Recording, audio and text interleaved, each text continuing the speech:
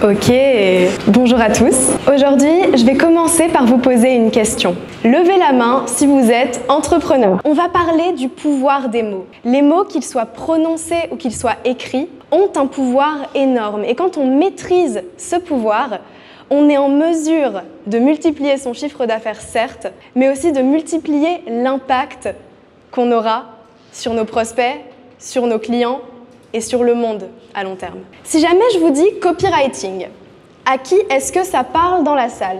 À main levée, qui sait ce que c'est le copywriting? Ok, je vois quand même quelques mains qui ne se lèvent pas. Donc pour ceux qui ne savent pas, le copywriting, c'est tout ce qu'il y a écrit sur vos pages de vente. C'est tout ce qu'il y a écrit dans vos newsletters, c'est tout ce qu'il y a écrit dans vos mails, c'est tout ce que vous dites dans vos VSL. Moi, je suis copywriter et en général, quand je demande à mes clients ou aux gens de me définir ce que selon eux c'est le copywriting, on me répond que c'est l'art d'écrire pour vendre. Et c'est une définition que j'aime bien, mais c'est pas ma préférée. Selon moi, le copywriting, c'est l'art de captiver, convaincre et convertir.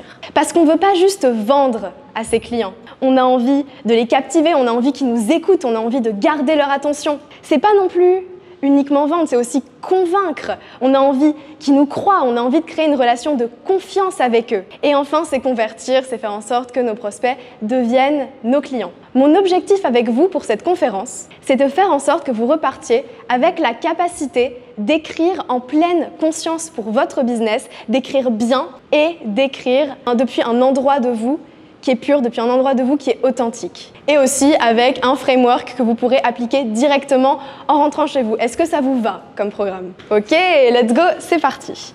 Mais avant ça, laissez-moi quand même me présenter un petit peu parce qu'il y en a quelques-uns dans la salle qui ne me connaissent pas du tout. Enchantée, moi c'est Kana. Kana AK sur les réseaux. Et avant qu'on me pose la question, parce qu'on me la pose littéralement partout où je vais, oui, c'est mon vrai prénom. Et non, c'est pas un pseudo. En m'appelant comme ça, mes parents m'ont fait un des plus beaux cadeaux du monde. Ils m'ont donné un prénom dont les gens se rappellent. Mais c'est pas le seul cadeau que mes parents m'ont fait. Quand j'avais 13 ans, ils m'ont amenée pour la première fois dans un séminaire. À 13 ans, je me suis retrouvée dans une salle un petit peu comme celle-ci, entourée de plein d'entrepreneurs. Et c'est aussi la première fois, le premier jour où j'ai vu des conférenciers sur scène. Et au moment où j'ai vu les conférenciers sur scène, il s'est passé un truc que je pensais vivre vraiment beaucoup plus tard dans ma vie. J'ai eu la sensation que ma place était là. Je ne savais pas encore comment, je ne savais pas encore pourquoi, mais j'allais être entrepreneur et ma place serait là. J'allais être sur scène un jour. Et du coup, j'ai beaucoup travaillé, j'ai travaillé dans cette direction-là. Et aujourd'hui, j'ai 21 ans. Quand je me présente comme l'ange du copywriting and business energy. Mais ça, c'est beaucoup pour le personal branding. En réalité, je suis experte copywriter, conférencière et coach business et speaker. Et ça, c'est extrêmement important. Mais il ne faut pas aussi oublier que l'énergie de vos mots se ressent sur vos pages. Ça se ressent dans vos VSL, ça se ressent dans vos emails. En général, la plupart des entrepreneurs ont peur de faire du bon copy parce que pour eux, bon copywriting rime un petit peu avec arnaque, rime avec make money, agressif, mensonger. Si je suis là devant vous aujourd'hui, c'est aussi pour vous prouver qu'on peut faire du copywriting performant et authentique. Parce que vos prospects, avant tout, c'est des humains. Certes, ils vont vous donner des taux de conversion, certes, ils vont vous donner des statistiques, mais c'est surtout des humains qui lisent vos mails, qui regardent vos vidéos, des humains avec un cerveau, mais aussi avec un cœur. Et pour parler à leur cœur, je vous invite aujourd'hui à poser une intention et compléter les 2 phrases suivantes. Quand j'écris pour mon business, je suis au service de mes clients parce que je vais les aider à gagner plus d'argent, je vais les aider à se sentir mieux dans leur corps, à se sentir mieux dans leurs relations, à se sentir plus libre. Complétez cette phrase pour vous. Par exemple, quand j'écris pour mon business, je suis au service de mes clients aident les gens. Du coup, j'aide mes clients à aider plus de gens et je crée une boule de neige de positivité dans le monde. Et ça, c'est génial. Une fois que vous aurez complété cette première phrase pour votre business, quand j'écris pour mon business, je veux transmettre une énergie de. Quand j'écris pour mon business, je veux transmettre une énergie de douceur. Je veux transmettre une énergie où les gens vont se sentir en sécurité, ils vont se sentir accueillis. Ou alors, si jamais vous vous appelez par exemple Yann Joubert, quand j'écris pour mon business, je veux transmettre une énergie de puissance. Je veux que mes prospects ils se sentent motivés, qu'ils se sentent boostés, qu'ils aient envie d'aller à la conquête du monde. Ça va être différent pour chacun d'entre vous parce que l'énergie de chaque business s'écrit différemment. Est-ce que vous avez complété ces 2 phrases pour vos business? Ouais? Ok, super. Dans ce cas, c'est parti.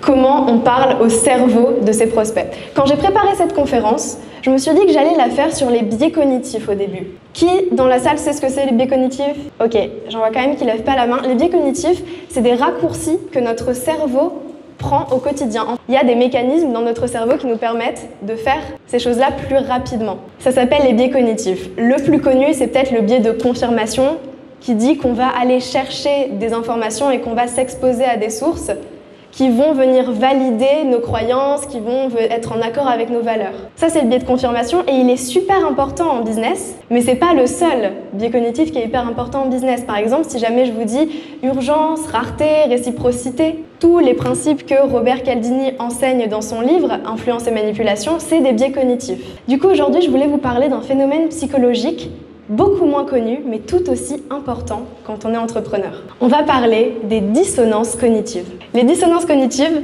c'est un phénomène psychologique qui se produit lorsque on est sujet à un conflit interne. Par exemple, un conflit interne, c'est quand il y a une différence entre ma réalité interne et ma réalité externe. Admettons que dans mon fort intérieur, j'ai la croyance que je suis une bonne personne et j'ai un fort sens de la justice. Sauf que ma réalité extérieure, c'est que quelqu'un vient me voir pour me dire « Kana, tu m'as fait du mal ». Là, il y a quelque chose qui se passe dans ma tête. Il y a une tension psychologique qui se crée parce que ma réalité intérieure, c'est « je suis une bonne personne » et ma réalité extérieure, c'est qu'on me reflète que j'ai fait du mal à quelqu'un. Cette tension psychologique qui se crée, elle est inconfortable, voire carrément douloureuse pour les gens. Et à ce moment-là, ce qui va se passer, c'est que notre cerveau va chercher à combler l'écart. Et il va le faire des pires manières possibles. Il va le faire en se justifiant, il va le faire en critiquant, il va le faire en trouvant des excuses. Et c'est le pire ennemi de la conversion. Si jamais vous mettez vos prospects dans un état de dissonance cognitive, ils ne vont pas acheter chez vous. Vous, votre job, c'est de parer ça. Mais comment? Je vais vous donner un exemple de dissonance cognitive. C'est mon exemple préféré de dissonance cognitive, c'est une fable qui s'appelle Le renard et les raisins d'Ésope. C'est mon exemple préféré de rationalisation cognitive. Il était une fois un renard qui se balade sur un chemin et qui voit en haut d'une vigne des raisins. Sauf que ces raisins sont trop hauts pour le renard, il ne peut pas les attraper. À ce moment-là, le renard se dit « Bon, de toute façon, les raisins, je suis sûr qu'ils étaient trop durs ou pas assez mûrs ». C'est ce qu'on appelle la formation d'une préférence adaptée. Lorsque quelqu'un désire quelque chose mais que l'objet désiré est inatteignable, la personne va réduire sa dissonance en le critiquant. La réalité intérieure, c'est « je veux les raisins ». La réalité extérieure, c'est « je ne peux pas atteindre les raisins ». Donc je critique les raisins. Et si je vous parle de renard et de raisins, c'est pas pour rien. C'est parce que le renard, c'est vos clients. Les raisins, c'est votre offre, c'est votre produit, c'est votre service. Et votre job, c'est de parer ce mécanisme-là. De faire en sorte de ne pas mettre vos prospects dans un état de dissonance cognitive. Je vais vous partager aujourd'hui mes 3 manières préférées d'éviter de mettre vos prospects en état de dissonance cognitive.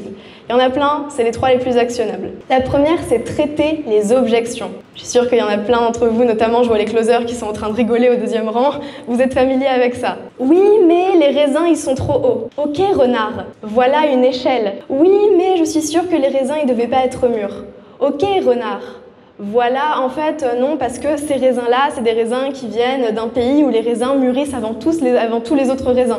Par exemple, là, je suis en impro et je suis sur un renard et des raisins, mais transposez ça à votre business. Trouvez les objections de vos clients et faites en sorte de les traiter avant même qu'ils aient l'occasion de les ramener vers vous. La deuxième manière de parer une dissonance cognitive, c'est de justifier la valeur de votre offre ou de votre produit, de votre service. Ce que je vais vous conseiller de faire, c'est d'expliquer votre prix. Pas de le justifier, de l'expliquer. Vous devez lui montrer par A plus B pourquoi votre prix, c'est le meilleur sur le marché pour la qualité que vous offrez. Et une petite astuce pour faire ça, une fois que vous avez les résultats concrets et la transformation identitaire, on va parler de ce que j'appelle les impacts collatéraux. Les résultats concrets et la transformation identitaire ont forcément des conséquences autour de votre prospect. Ça peut être sur son entourage, sur ses relations, sur sa famille, sur ses amis. Ça peut être sur sa carrière, ça peut aussi être sur sa santé. Par exemple, mes experts leaders entrepreneurs, une fois qu'ils auront régulé leur système nerveux,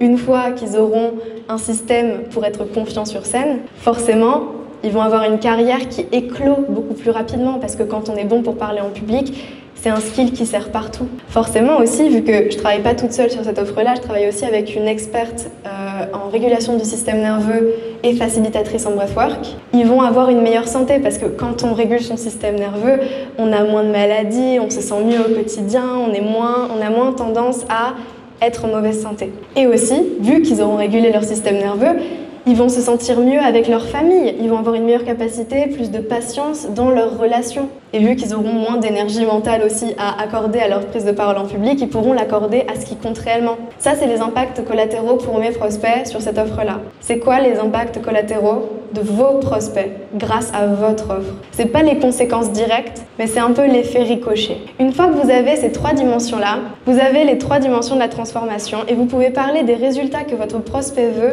de la meilleure manière pour toucher tous les étages logiques et émotionnels dont vous avez besoin pour que ça fasse une réaction chez lui. Et c'est là qu'on passe à la deuxième partie du neuroscript, parce que comme dans toute bonne histoire, encore une fois, votre héros va rencontrer un obstacle. Sinon, c'est pas drôle. S'il n'y avait pas de problème, votre héros aurait déjà atteint le résultat qu'il a envie d'atteindre. Sauf qu'il va rencontrer un obstacle, un problème. Et ce problème, encore une fois, pour faire réagir vos prospects quand vous en parlez, vous devez en parler selon 3 angles, les 3 types de problèmes. Le premier, c'est le problème externe. Encore une fois, c'est ce qui est tangible, c'est ce qui est concret. Qu'est-ce que votre prospect veut qu'il n'a pas encore? Qu'est-ce que votre prospect a qu'il ne veut plus avoir? Par exemple, le prospect concret de mes experts leaders entrepreneurs, c'est que quand ils prennent la parole en public, les gens retiennent rien, ils bâillent. Okay? Une fois que vous avez ça pour votre business, votre problème concret, on passe au problème interne. C'est les conséquences émotionnelles du problème externe. C'est là qu'on va venir parler des peurs, des doutes, des frustrations. Mes experts leaders entrepreneurs, ils se sentent nuls, ils ont le syndrome de l'imposteur et surtout ils ont une anxiété qui les paralyse avant de monter sur scène ou de parler en réunion. Si vous travaillez dans la niche du coaching ou du développement personnel, c'est peut-être le point le plus important pour vous et je vous invite à vraiment le creuser. Quitte à utiliser des mots que littéralement vos clients vous disent. Par exemple, c'est une montagne à gravir à chaque fois que je dois parler en public. C'est pas moi qui l'ai inventé, c'est un truc qu'on m'a fait remonter. Une fois que vous avez ces 2 problèmes-là, le 3e problème, c'est le problème philosophique. Le problème philosophique, c'est un petit peu plus tricky, c'est moins instinctif que les 2 autres, du coup je vous explique bien. Le problème philosophique, c'est répondre aux questions. Pourquoi c'est pas juste et pourquoi c'est pas leur faute? Parce que votre prospect, ils aiment 2 choses. Ils aiment avoir un ennemi commun avec vous et ils aiment quand quelque chose n'est pas réellement leur faute à eux. Je ne vais pas vous donner mon exemple, cette fois je vais parler d'une de mes clientes d'il y a quelques années qui travaille dans l'alimentation infantile. Donc l'alimentation pour les tout bébés, les nouveau-nés. Elle aide donc les mamans qui se sentent perdues et qui ne savent pas quoi donner à manger à leurs enfants à quel âge. Elle, son problème philosophique, c'est pourquoi c'est pas juste? Tout simplement parce qu'il n'y a pas de guide pour être maman.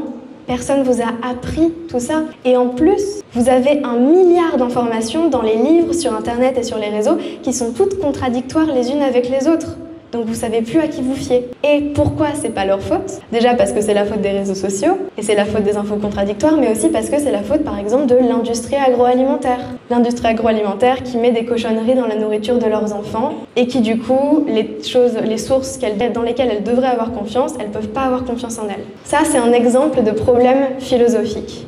Il est un petit peu plus compliqué à trouver que les autres problèmes pour votre business, mais une fois que vous l'avez trouvé, vous avez un argument puissant pour faire en sorte que les gens se rangent de votre côté parce que les êtres humains adorent l'aspect communauté et avoir un ennemi commun avec quelqu'un, c'est très puissant pour construire de la confiance. Une fois que vous avez décortiqué les problèmes, les obstacles que rencontrent vos prospects pour atteindre la transformation, c'est là que vous arrivez. Parce que comme dans toute bonne histoire, votre prospect va rencontrer un guide qui va venir aider le héros. Et ce guide, c'est vous. Vous êtes un peu Yoda, vous êtes un peu Gandalf, vous êtes un peu Dumbledore. Vous êtes le mec hyper puissant et trop stylé qui va venir aider le héros à atteindre la vie qu'il a toujours voulu avoir. Et un bon guide, un guide qu'on a envie de suivre, n'a besoin que de 2 caractéristiques. La première, c'est l'empathie. Votre prospect, il doit se sentir compris, il doit se sentir en sécurité avec vous. Vous pouvez montrer de l'empathie en parlant des valeurs que vous partagez avec votre prospect ou en parlant de vos similarités de parcours. En quoi est-ce que vous avez été à sa place? En quoi est-ce que vous avez été comme lui et comment vous en êtes sorti? Le but, c'est vraiment que vos prospects se sentent accueillis par vous, qu'ils se sentent en sécurité avec vous et qu'ils aient l'impression que vous êtes un humain comme lui et que du coup finalement, ce que vous avez atteint vous est atteignable. Ensuite, la deuxième qualité d'un bon guide, c'est quand même l'autorité. Et je veux pas dire être méchant avec vos clients, évidemment, je veux juste dire faire en sorte qu'ils comprennent clairement que vous êtes légitime d'être là, que vous êtes crédible et que vous avez la solution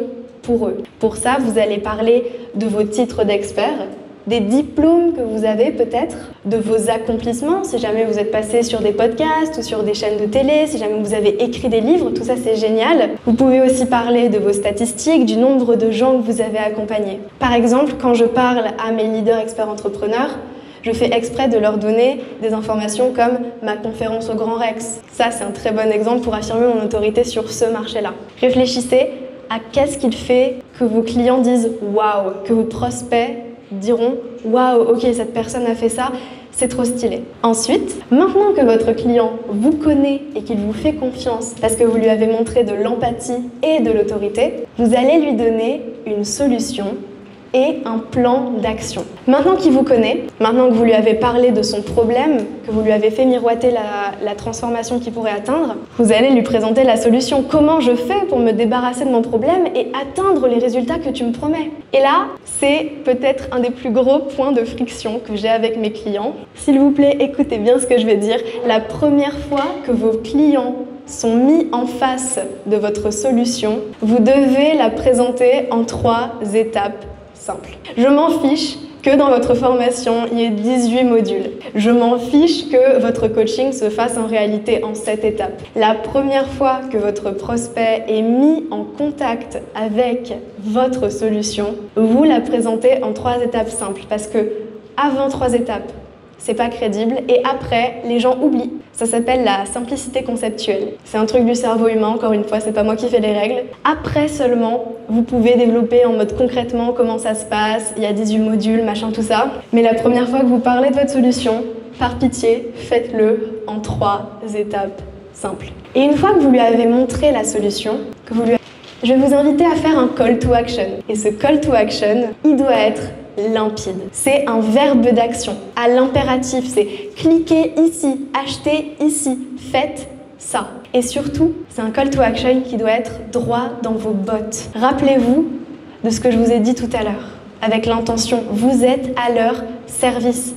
Vous ne pouvez pas avoir été hyper confiant dans votre copie sur toute votre page de vente. Vous ne pouvez pas avoir été hyper assertif dans votre VSL et à la fin être en mode en fait, il faut acheter ici, vous pouvez cliquer ici. Non, c'est pas possible. Ça marche pas. Rappelez-vous de pourquoi vous êtes là. Rappelez-vous à quel point vous êtes à leur service et faites votre call to action depuis cet endroit-là en vous, depuis l'endroit de vous qui est vraiment pleinement à leur service. Et restez droit dans vos bottes et demandez l'achat. Les entrepreneurs perdent un nombre incalculable de clients parce qu'ils n'osent pas demander aux gens d'acheter. Le neuroscript, c'est donc un héros qui veut une transformation, mais qui rencontre un problème. Heureusement, il va aussi rencontrer un guide, et ce guide va lui montrer le chemin, votre solution, et lui demande de faire le premier pas. Call to action. Ça, c'est la base. C'est un peu la checklist que vous devez cocher à chaque fois que vous communiquez sur vos produits, vos services, votre offre. J'aurais pu vous parler de plein d'autres trucs. J'aurais pu vous parler de preuves sociales avec les témoignages. J'aurais pu vous parler du coût de l'inaction, de l'urgence, de la rareté. Mais ça, je vois ça un peu comme des branches. Et ça, c'est le tronc et les racines. À chaque fois que vous communiquez, faites en sorte de cocher ces cases-là. Et vous verrez que vos clients répondront beaucoup plus et seront beaucoup plus déclenchés par votre message. Et surtout, ce que je vous invite à faire, c'est d'ancrer l'énergie d'aujourd'hui dans votre vie. Prenez l'habitude de vous recentrer sur l'énergie que vous voulez transmettre lorsque vous écrivez. Méditez juste avant d'écrire, tournez, écrivez votre intention. Juste avant, respirez, faites ce qui marche pour vous. Mais surtout, n'oubliez pas que plus votre copie est bon, mieux vous pourrez être au service de vos clients. Dans un instant, je vais vous partager la slide avec le QR code sur lequel vous pourrez télécharger le framework du neuroscript pour le remplir chez vous, pour que vous puissiez le faire calmement, posément, lentement, à votre rythme. Mais avant ça, je voulais vous dire déjà que sur ce QR code, il y aura aussi mes réseaux sociaux, mon site, si jamais vous voulez voir un petit peu ce que je fais. Ah, et aussi, je voulais vous dire, donnez votre neuroscript à ChatGPT quand vous essayez d'écrire des trucs pour votre business, il vous sortira des trucs beaucoup plus quali. Voilà, ça c'était la petite parenthèse. Mais du coup, ouais, surtout ce que je voulais vous dire, c'est que ce soir, moi, il y en a plein d'entre vous que je connais pas et que j'ai envie de connaître. Du coup, n'hésitez pas à venir me parler. Là, je sais pas, je pense que je vais pouvoir prendre quelques questions, mais je pourrais pas prendre toutes les questions que vous allez avoir. Venez me parler, même avec votre neuroscript entre les mains. Et on pourra peut-être se pencher quelques minutes ensemble pour que je vous donne des conseils. Moi, j'ai juste trop hâte de vous rencontrer et ce soir, j'ai envie de mettre mon expertise à votre service. Je vais passer la slide ou vos téléphones. Merci à vous. Ok. Est-ce qu'il y a des questions? Je vais me bouger parce que, pardon, là, de bloquer pas mal de gens. Si jamais il y a des questions, je pense que je pourrais en prendre quelques-unes. 0 question? J'ai été si claire que ça arrive jamais. Même si jamais il y a quelqu'un qui a un doute sur un élément de son neuroscript, donnez-moi un peu de contexte et je saurai vous répondre. Oui. Moi j'ai une petite question à te poser. Déjà merci pour l'intervention, c'était vraiment top. Merci. Quand tu parlais du guide et que tu n'as pas encore d'autorité, est-ce qu'il y a un moyen de contourner cette autorité? Créer de l'autorité? Ouais. Alors en général, quand tu es un guide et que tu n'as pas d'autorité, il ne faut pas forcément être beaucoup plus avancé que tes clients. Par contre, il faut que tu sois un peu plus avancé qu'eux. Il y a un positionnement qui marche super bien, c'est de se positionner comme j'apprends et je vous emmène avec moi dans le fait d'apprendre. Et en fait, ce que tu fais dans ce moment-là, et ce qui est génial, c'est que tu construis ton autorité au fur et à mesure que tu crées et que tu fais. En général, c'est ça, il y en a plein sur les réseaux qui sont en mode « j'apprends à faire ça, venez avec moi pendant que j'apprends ». Et au final, ils finissent par être hyper experts parce qu'ils ont beaucoup appris et les gens les connaissent parce qu'ils les ont vus apprendre et du coup, ils leur font confiance. Du coup, vraiment, moi, c'est la position que je conseille à tous les débutants, c'est ce truc de « me learn », littéralement. Est-ce que ça répond bien à ta question? Une question, est-ce que tu peux donner des confiants à l'oral sur ce type de... Voir la peur comme de l'excitation. Moi, je suis pas stressée, je suis excitée de faire une conférence et j'ai conscience que mon corps est en train de me préparer à la prise de parole en public. Déjà, ça c'est le premier truc. Et ensuite, en vrai, régulez votre système nerveux, faites du breathwork, faites des respirations. Et cherchez les traumas qui vous empêchent de monter sur scène parce que les histoires que vous vous racontez, j'espère que je vais le dire correctement Anaïs, mais la timidité, le perfectionnisme, tout ça c'est des histoires que vous vous racontez en réalité. Parler sur scène, être à l'aise à l'oral, c'est littéralement accessible à tout le monde. C'est juste votre système nerveux qui vous fait croire que vous êtes en situation de vie ou de mort parce que vous vous exposez au jugement d'un groupe et ça, à la préhistoire, c'était synonyme de danger de mort pour le système nerveux. Mais voilà, frame la peur et le stress en excitation et en votre corps qui vous prépare à la prise de parole et régulez votre système nerveux et faites du travail sur vous-même et sur vos peurs. C'est les deux gros. Benjamin, tu avais une question? Là, tu l'utilises principalement pour une page de vente. C'est quel type de communication? Ce script-là, il est très bon pour à peu près toutes les structures, honnêtement. En fait, c'est quand tu racontes une histoire. Donc, c'est par exemple sur un réel ou sur une vidéo, pourquoi pas sur une VSL. Mais en fait, ce que je vous ai dit, c'est que ça, c'est une structure parapluie. Ça fait partie de mes structures parapluies qui s'introduisent dans les autres. En fait, ce qu'il faut que tu fasses, c'est que tu prennes cela et que tu l'intègres à tes autres structures. Par exemple, la structure mère. En fait, au sein de la structure mère, tu vas donner ces éléments-là. Donc, c'est pas une structure en soi, c'est un framework de communication pour avoir les bons éléments à portée de main. Une fois que vous avez ça, vous prenez n'importe quelle autre structure de copywriting et vous rajoutez ces éléments. Enfin, vous les mettez dedans. Par exemple, toutes les structures de copywriting vont vous demander un hook. Du coup, là, le hook, c'est le résultat qu'ils veulent ou le problème qu'ils ont. Toutes les structures de copywriting vont vous demander de vous présenter en tant que guide et de donner de l'autorité. Là, vous avez tous les éléments dont vous avez besoin qui sont à portée de main. En fait, avoir un neuroscript, c'est comme, vous voyez les chartes graphiques avec les couleurs, le logo et tout ça, pour quand vous créez une page par exemple, c'est un peu ça mais avec les mots. Vous avez tout le vocabulaire que vous devez utiliser qui est à portée de main dans un framework qui est clair pour vous. Et ça s'améliore avec le temps, donc c'est ça qui est génial. Pour tous mes clients, je leur demande, un des premiers trucs que je fais avec eux, c'est de créer leur neuroscript parce que moi du coup derrière, j'ai toutes les infos dont j'ai besoin pour faire leur copie. Voilà.